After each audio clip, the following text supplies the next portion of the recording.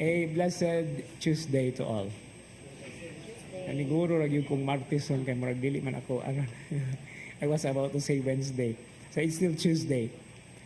Today's gospel reading is only found, or at least presented to us, as a different healing episode in the Gospel of John, because this happens by the pool in Jerusalem in a temple area called Bethesda.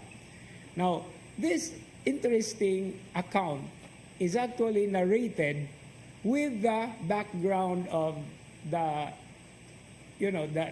violation of the Sabbath by Jesus according to the authorities. Although in the so-called synoptic gospels, Jesus would always have a remark that he does this because even the Son of Man is Lord of the Sabbath. What is so interesting here is the man who was sick for 38 years. He was paralyzed, of course. Jesus had cured many other paralytic, but this one is very significant because there seems to be like a competition of sorts, because there was believed that a certain point an angel would stir the waters of the pool, and whenever it is stirred, okay, all the sick or any sick person would jump first. So there was some kind of a competition, but it's not according to the mind of the Lord. It has not something to do with competition or competing oneself in order to get healed. His presence there, unknown by that man himself, was a grace-filled experience. You know, Jesus sometimes comes in our lives just like that, suddenly coming and then suddenly disappearing. But his disappearance doesn't mean he's gone forever. He is the Emmanuel, right? He is God with us.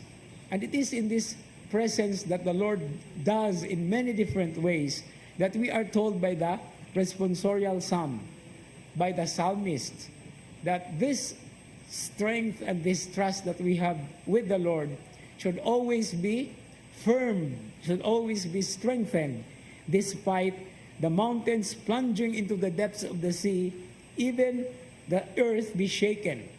Because this psalmist is actually talking about political or social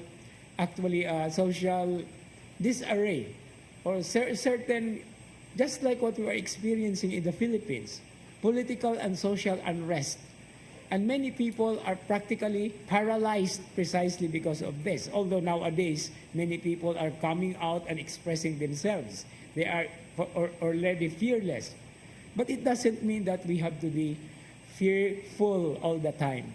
We have to trust in the strength, the courage that the Lord gives, because He is everywhere. He just appears to us. He just comes, and then although He sometimes goes, but once He comes, He stays with us because of the touch that He has done in our lives.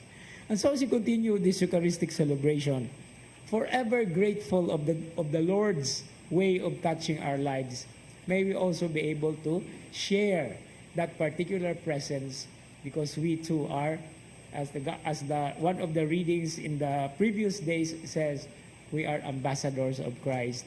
We are His representatives, and we are signs of His love that touches anyone who believes and who trusts in Him. Amen.